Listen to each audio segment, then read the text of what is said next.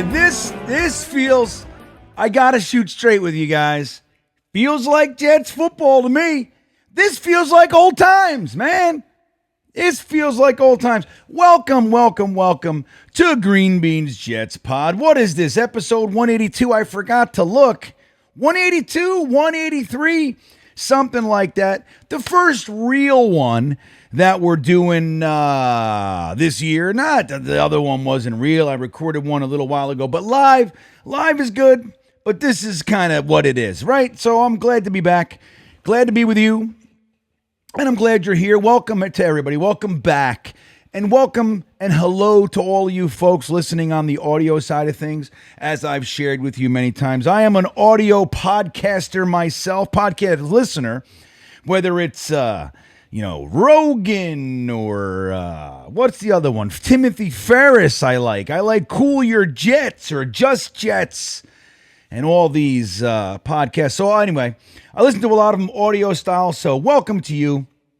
And guys, here we are. It is the 2025 NFL season, which brings us to the Jets' 1,002nd game. They put that stat up there a couple times during the game here. And it feels like Jets football. And while I don't love it, I would love it to feel anything like but Jets football. I really would. It would be refreshing to go, hey, wait a second. 2 weeks in a row, we look like a competent team. Again, I don't know how many wins I expect this year, but competence, discipline, progression, yeah, that's enough for me. In year one of the Aaron Glenn regime, the Mooj Aaron Glenn, they got a lot of learning to do as far as roster construction and player evals and draft management and things like that, from my humble opinion. But, you just want competence. And last week, I was at the game with so many of you, and O'Leary and Ryan and Chaos and Dom C, and then so many beanbaggers, Alan Dodes and Bearded, and just so many of you guys, Marcel and Isaac, and man, it's tough to remember everybody. But Jack, I mean, just so many of you guys. You guys are lucky. Leo was there. All you guys, amazing. And we saw a game that felt very much like it wasn't Jets football. I mean, the result was like, oh, yeah, by the way, this is Jets football. Oh, okay, we lose. All right. But the whole game, how about this? 4 consecutive drives to start the first half, scoring. That's interesting. No punts. 2 penalties in a whole half. So that kind of stuff. It felt very un-Jet-like. I'm like, holy macaroni, we might just be on to something here. This week, we're right back to where we're our comfort zone, if you will. Again, I'd much rather not do this, but here we are. Before we get started, guys, I do want to remind you of our sponsor for the Green Bean channel this season, the all-knowing Sleeper app. That's right, man. Sleeper. I looked on my fantasy football team. It's an amazing thing, guys. I don't win there either. I don't know what it is. I got Mahomes. I got Jamar Chase. I got all these guys. They can't do shit. The week I got them, they don't do anything. I mean, it's whoever plays them, they just a little bit better. That's how it goes for me. But that's not the app's fault. Clearly, that's me. And I love checking it because the stats, the details, all the information I need is there. And we have an offer for you, man. So here it goes. If you think you know football, then turn your football knowledge into real money with the Sleeper app, the ultimate fantasy sports app that can turn game day into payday. Just download the Sleeper app and pick more or less for your favorite players with more stats than any other daily fantasy app that I can attest to. Just choose 2 or more of your favorite players from pregame or live, pick more or less from the predicted stats, and you could win up to 100 times your money if your picks win. Use the promo code GreenBean and get a $100 match on your first deposit. Up to $100, right? You can't give $5 and expect a match of $5, but up to $100 match on your first deposit. Terms and conditions apply. So thank you to Sleeper for hanging out with us. Now, guys, let's take a look about we'll start with the game. itself, right? Now you're out there. I know. Well, you look, there's two kinds of people out there, Jets fans, right? Either you're the kind that like midway through the game or when it's over, you turn it off and you go do something else with your life. I'm done. I go do something else with my life. I'm going to go mow the lawn. I'm going to whisk up some creme fraiche for my wife. You know what I mean? Whatever it is, you got those guys. Then you got the guys that just, they want to talk about it, vent it. They want to commiserate, and they suck it all in. So I'm somewhere in the middle. It depends. When it's a really disappointing loss, I'm kind of on side A. I'm like, you know what, man? Even though I do this, I just can't absorb as much negativity. And it's not even the negativity. I can deal negativity when it's us bitching. I can deal with that fine. I've been doing that and dealing with that my whole life. What I don't like, and what quite frankly I'm sick and tired of, and what this fucking game did, it allowed for more of this. It's my least favorite thing in the sporting aspect of my life. That side of my life, this is it. You ready? The number one thing that I hate is being in a position where I can be made fun of and I have nothing, no ammo to fight back. The Jets suck. You made a stupid decision at quarterback. Everybody knew Fields was garbage. Whatever it is. Division rival. We got the Bills Mafia. They can make fun of it. They can chime in. I already see the comments in my own damn videos. They're coming. I put a guy on timeout today. He came in, Jets, blah, blah, blah. And I usually let guys hang out from the other fucking... I say, I can't do it. I hate being in a position where me and you, can be made fun of, and there's nothing we can do about it. It's one thing when you lose a game and you got kind of ammo and you can say, oh, fuck you, you were lucky, that bullshit call. You can do that. That's bad enough, losing like that. But when we play games like this, I hate it. I hate it, hate it, hate it. And I know I'm in Virginia, man. Let me tell you something. There's not another Jets fan that I'm aware of within at least 25 miles of me. There's not one here. Everywhere I go, you know what I am? I'm the resident Jets fan. When I walk into anywhere, and I go out and about. When I walk into these rooms of people, they all go, oh, tough one this week, buddy. That's what I get. And then you get the people, and it's funny because it doesn't help me that you get the people that are trying to be nice. I might even hate that more. Really, hey man, I thought you had it there. It just sucks. I thought Justin Fields was going to be good. Dude, get out of my house. Like, that's how I feel. That's how I feel. I know. And as a kind-hearted human being, which, believe it or not, I am, I try to go, hey, thanks, man. I appreciate it. But then the problem with that is I walk 10 feet away and there's another guy like, hey, what happened, man? And I'm like, how much of this can I fucking take? How much? It's been 43 years. They played their 1,002nd game today or this weekend against the Bills. 1,002 games. I've witnessed, 700-800 of them shits, and I've lost most. Did you see the stat they threw on the screen on the game? At some point late in the game when they're just finding stuff to make it interesting because there's nothing interesting going on the field. They said since 2018, when Josh Allen was drafted, the Bills have the second best record in the NFL. The Jets have the worst. So there's 31 teams separating us. They took Josh Allen after we took Sam Darnold, who played very well today or this weekend and got to beat on Aaron Rodgers, something we couldn't do. Don't you see the madness? We're just the web. We're everywhere. Everything sucks. Like, we got Sam Darnold. I'm rooting for Sam Darnold to stick it to Aaron Rodgers because I don't know. Why am I? What? What is it going to do for me? That's where I got to get a little drop of joy. Can I have one little piece? I know you have a candy bar. Can I have one corner of a cube of your Hershey bar? That's what it feels like. Thank you for that nibble. So I don't know. Let's take a look at these friggin' stats on the box score, huh? The box, just the straight up stats, and there's always a story around the box score. Not really today.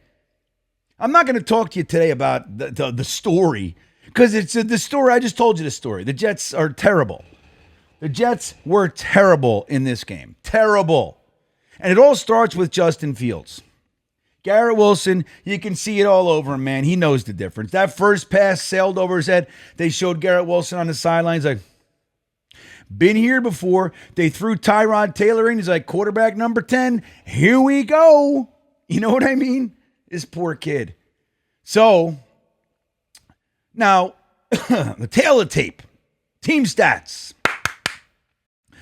The total yards for the Bills was 403. Very reminiscent of what we were able to do last week. The Jets this week were able to put up a whopping 154 yards. And that's even illusionary because the biggest drive of the game for us was in garbage time. And look, congrats to Jeremy Ruckert. Congrats to Bill and Jeremy and those guys. It sucks that it came today in a garbage time. But, dude, a touchdown in the NFL. It's his first touchdown. Congrats, Jeremy Ruckert. He had a great game last week. Clutch third down catching, great blocking. And he got a touchdown catch in this game. So, hey, good for him. But that was a garbage time game or drive. You know that. They were still blitzing us like a bunch of buttholes. But what are you going to do? So we earned it, but it doesn't mean anything as far as the game is concerned. Passing yards, 179. To the Jets, 54 yards. So Justin Fields was, he got 3. Think about this. Our starting quarterback threw 3 completions today. 3. And we are as experienced with atrocious quarterback play as anyone in the league. Any fan in the history of the NFL. We know it as well as anybody. And I don't recall a 3 completion for 11 pass. I don't recall that day. 0 touchdowns. Oh, and add to it a fumble. A lost fumble. 2 fumbles, 1 lost, 1 recovered by the Jets. So 3 completions on 11 attempts for 27 yards and 2 fumbles. I'm telling you, like, dude, there's only, think about how low we are. The only thing that can be worse for us is 2 receptions, 1 reception, or completions. 2 completions, 1 completion, or 0 completions on a actual game. Like somebody who comes in for a play or whatever. That's a different story.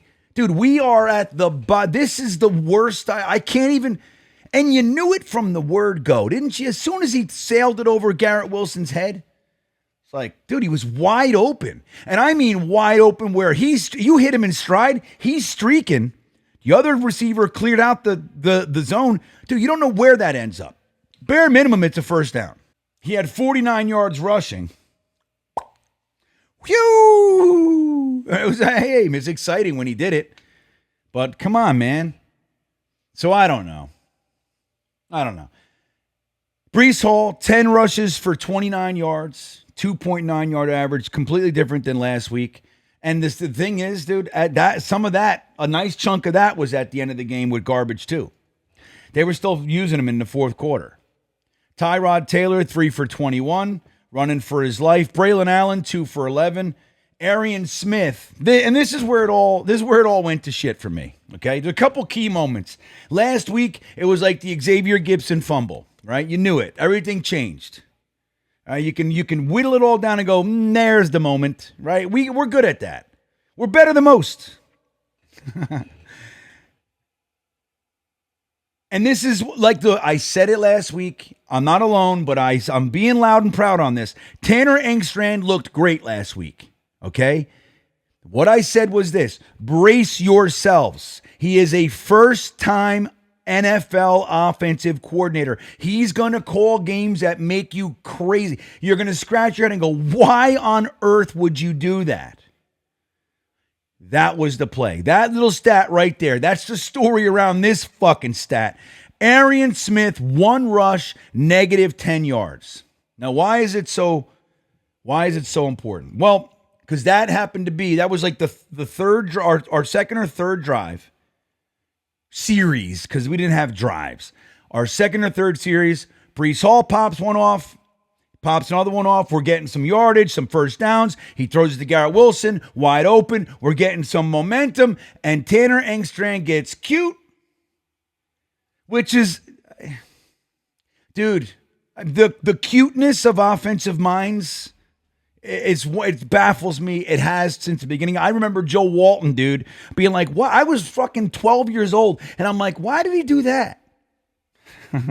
My father used to tell me when he was trying to make me feel good before our relationship, he was real Giants, and before I became a ridiculously loud and boisterous Jets fan that nobody could deal with. When I was still a kid, he was teaching the game of football. He said, Joe, this is what my father said. Your coach, he's so smart. He's so brilliant offensively that a lot of people have trouble understanding what it is that he's doing. The end result, it doesn't matter. If you're so smart that you can't get people to understand, then you're not smart, right? But I get it. But that's what he was saying to make me feel better. Joe Walton, your coach is so good that nobody gets it. He's the smartest man in the world. Oh, imagine that. But they do this. So Tanner Engstrand decides to do an end around, a complicated end around at that. 2 misdirections and a flip to the guy. It's a sweep. But he does a bop, flip, fake, flip. The fake, flip sweep. That's what they call it. Ask Michael Lanya. He'll tell you all about it. So they do that, negative 10 yards. We all collectively, here we go. And then they do the pass down the sideline, doesn't make it, holding. So it's 4th and 56 kind of a thing. But it killed the drive. And you got to remember, man, momentum is everything in the game of football. It really is. And you got to get some. You can't kill it. It's like going for 2 when you score a touchdown, when you don't need to. Now, I'm not necessarily talking about last week, because I did agree with it when after the penalty and put you on the 1 and all that. But it's like if you're struggling in a game and they're up by 2 scores and you can't really get much going, so you finally get a score and everybody's like, yeah, the momentum. If you don't get that extra point, what it does, I know you still got 6 and it's a good thing, but you've stolen. It's an incomplete play. You've stolen the moment. You stole the energy from it by failing. You've taken a touchdown, a hard-fought all-day touchdown, and you've stamped it with the stink of failure. You've taken the stink stamp and poosh, and you fucking fail. You stuck fail all over it. And you can't do that, man. So that's what they did on that play. And look, I fully expect that stuff from Tanner Engstrand, but you can't have an offensive coordinator. He's going to have to learn this. If your quarterback's off, and he's clearly off, he's looking jittery, he's jumping in beautiful pockets, he's getting jumpy, he's nervous, he's off. When he does start to settle in, you can't get cute too quick. Give him high percentage. Dump one off to Breece. Do a quick slant. Do a wide receiver screen. Do the stuff that's going to connect and get you 4, 5, 10 yards. That's what you do. It seems like we can never have a coach that just knows that. Settle your guy down with high percentage shit, man. Nope. 7-step drops. It's like, 3 steps, boom. All right. So we had no running game, which is paramount for this team. We talked about it when Ed Oliver was labeled out for the game. Now, we knew the Bills have done a lot on the defensive side of the ball this offseason, particularly on the defensive line, particularly on the interior defensive line in the draft. Now, they went and got Joey Bosa, which is the outside, but, dude, they really, so they put emphasis on it. So there's going to be guys there, but none of those guys are Ed Oliver, so you had an opportunity. The reason that was an opportunity is because we need to establish the run. We need to stay on the ball. We talked about it all week. If you're going to beat the Bills, you must stay on the field, utilizing the run game. You can't have 3-minute drives.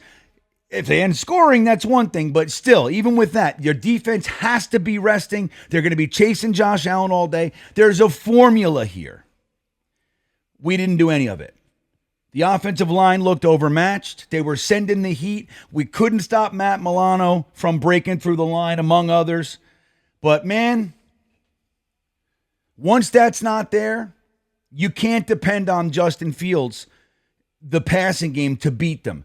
That said, if he would have connected on those first couple passes, that one to Garrett Wilson, you want to fucking stop the run? I'm going to do this to you all day. You can't cover G-dubs, and I'm going to hit him.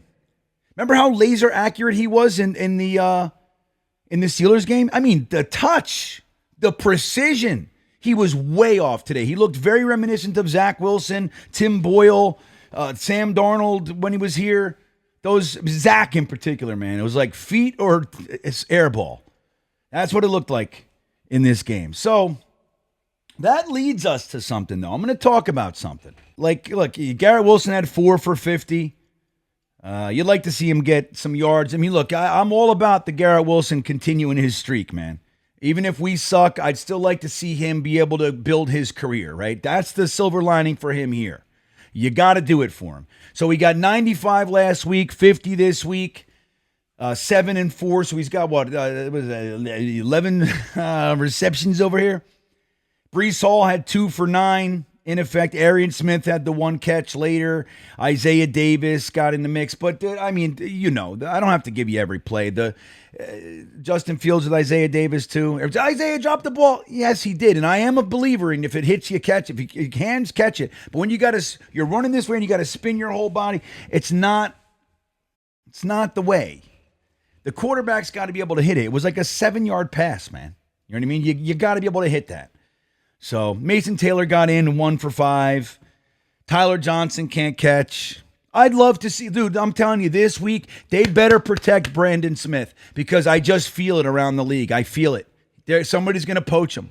And these guys nobody can get open. You see it. If they're not named Garrett Wilson, they can't get open. You see it. And I can't wait to watch the All-22 for this one because I really want to see who's open and what's going on. Because if they can't get separation, man, look, I'm all about Arian Smith. He's a rookie. You develop him, get him on the field. Totally, 100% behind it. But the other guys, the Reynolds of the world who didn't play this week, the Tyler Johnsons of the world, I don't know why they're keeping Brandon Smith on the practice squad. Like, they're not so good. Just develop this kid, too. Get him on the field, man. It's his second year with the team. All he does is get open and catch the ball.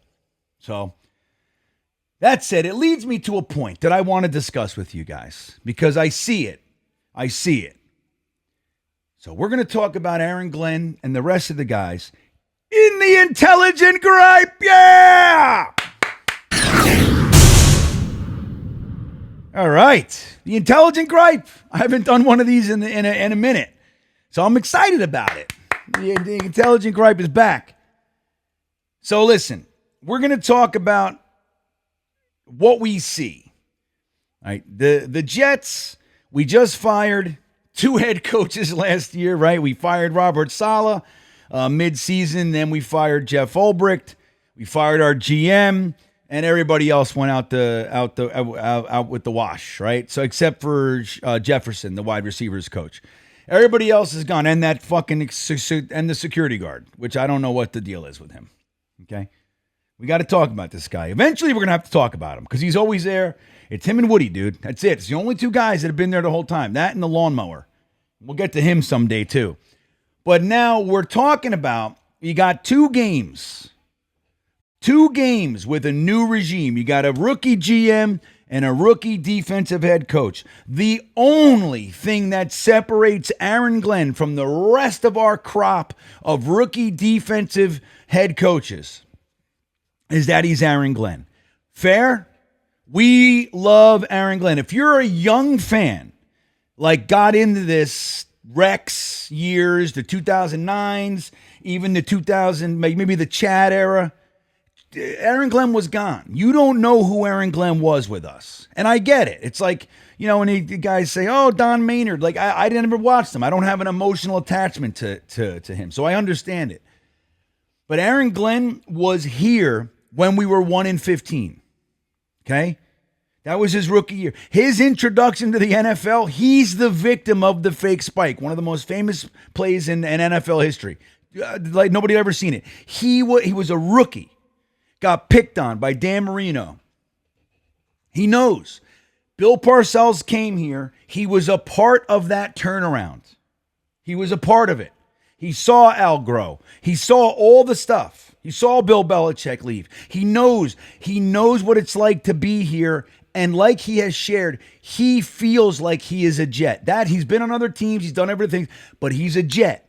So we have to take that into account. That's what separates him. But it doesn't mean that he's not going to have the same struggles that a rookie defensive head coach would have here, especially when you couple him with a rookie general manager.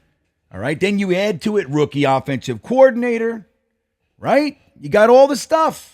You got the makings of a group of guys that think they know shit and don't know yet. Next week, we'll play a head coach who looks pretty good. Frankie and I were talking about it on the live watch party stream, the live reaction stream that we do for every game. Todd Bowles looks pretty good. But not Todd Bowles. He's been a head coach now for 8 years? And he was gifted when he first, the Tampa Bay team, Bruce Arians gave him a Super Bowl team. So there's that. But he's got Baker Mayfield. He's had his struggles, and he looks like a good coach. We're going to see him. We're going to play him. He's a great example of somebody who was lost up here. 3 offensive coordinators in 4 years with the Jets. Lost. He was lost here. He had that amazing first year, 10-6. But he blew it. He didn't know Fitzpatrick is throwing interception after interception. You get him off the field, you try something. He didn't know to do that. He's a rookie head coach. Rex handed his ass to him when it mattered most. And we were 10-6 and didn't make it to the playoffs. We could have won that game in 11-5 and a whole different thing. Aaron Glenn is going to make the mistakes, guys. There's a difference between the way he's taken it and handling it, approaching it, and responding to it than we've seen previously. Now, I'm going to point something out to the crowd that is like, you might as well peel the Band-Aid or just fire him. This guy's never going to make it, blah, blah, blah, blah, blah. I get it. Our feelings are high and the whole thing, and maybe you didn't want him in the first place, which I love Aaron Glenn. Never said anything different, but I wanted an offensive coach. Or if it wasn't going to be offense, my whole thing was I want somebody who's experienced. I want the Todd Bowles who made their mistakes for another club and are going to come here knowing what to do. Right? There were those guys out there. So here we are. Aaron Glenn is going to make these mistakes. We're going to see them. One of the things that we talked about was Xavier Gibson. Now, every Jets fan and their mother, all the moms were saying the same thing. Why is Xavier Gibson on the team? We already know he's got fumbleitis. We already know that even on his best day, he's not that good. He had some moments, particularly in his first ever game against the Bills Monday night, right? We know. But he's not that good. He's not so good that his position is on lock. He's got it. But on top of that, he's got fumble. Every Jets fan, like, we're done with this guy. Why can't we upgrade over Xavier Gibson? Why is he so entrenched? Now, they didn't get it. His response was, hey, look, he's catching everything in training camp. He was injured, so we didn't see him in the preseason. He looks to me better than the guy, Pritchett, another, or whoever else. We already know they didn't know. Now, why? You could say, oh, if the head coach doesn't know, then that's the problem. Maybe so. But again, rookie GM, rookie head coach. They're going about this and they're trying to implement their system. They've never had to be the decider here before. It's a different thing, guys. It's that every number two can look up at the number one and say, positionally and say, he's doing it wrong. I should do this. When you get in that position and whatever you say is what's done, it's a whole different skill set. It really is. I know because I've been the guy who was like second in charge many times. And I'd say, dude, what the fuck is Bob? This guy, you don't know what you're doing. I would do this. I would do that. And then I've been the guy who, when I said it, that was it. I was the final guy. The only thing is I was very, very good at it. And I did right there. What I would have done was good. But anyway, I made plenty of mistakes, man. And it's the stress level's higher. So we got to give it to him. Here's the thing. Yes, maybe he shouldn't have had Gibson on the team. Maybe. I'm with it. And I'm telling you, I'm right there. But the fact that he peeled the Band-Aid off after one game, that's the positive. Now we got Michael Clemens. Michael Clemens, same thing. And I said it all offseason. Michael Clemens is the exact type of player that Aaron Glenn, Wilkes, Muji, they're going to love this guy because he's huge, he's strong, he's quiet, he's driven, he's violent, and he does anything that the team asks him to do. Evidenced by gain weight, lose weight, gain weight, lose weight, all the stuff they play tackle, play end, play left, play right. He doesn't complain about it. He's just going to do it. So I knew it. I knew that they were going to love this guy. Problem is that number one, he's not the best. He's solid-ish, but he's not the best. Right? He's not an impact player. He's depth. But the bigger problem is the stupid shit that he does. Late hits, getting into fights, all that stuff. And we saw that in the Buffalo game. We saw it. And the problem with this one is the timing of it. It was the 3rd and 18. Michael Carter played great. MC2 played great on the play. Everything was done. We could have stopped him right there. It would have been a field goal attempt. So at minimum, it's a 4-point difference. But who knows? Maybe the guy misses. Maybe you block it. Who knows? Whatever else is there, right? Instead, he gives him the first down, 15 yards, and then they score a touchdown, right? That was their opening drive. So that play changes everything. Now, Aaron Glenn was screaming at him on the sideline. And we saw what he did with Gibson. So I'm inclined to think there will be repercussions or a very short leash. He's playing a lot of snaps, man. He's playing a lot of snaps. We don't have much going on the defensive end thing. And JJ getting hurt today, which I got to see how that goes, not good. By the way, one of the guys we've been talking about all offseason, hey, get this guy. Clowney signed with the Dallas Cowboys today. So, hey, he's off the market. The point being, guys, he is a rookie head coach. We like what he's trying to do. They don't know how to build a team yet. I'm just telling you. You can see it by their draft. They're trading up for guys like Tyler Barron. We're not the team to trade up. You trade up when you got to have somebody. They're the final piece kind of a thing. Tyler Barron wasn't that. You should be trading down, acquiring, getting more bodies in here. They don't know how to do that yet. Why? I don't know. We know how to do it. We're not even it's not our job. But we're going to have to give Aaron Glenn space, time. We cannot go to pieces and just chop this guy's head off right off the bat. We can't turn on him, man. He's one of us, and we got to give him the time to do it. We got to give it to him. We're going to see mistakes. Now, Justin Fields is in the concussion protocol. We might not see this kid for 2 more weeks. We don't know.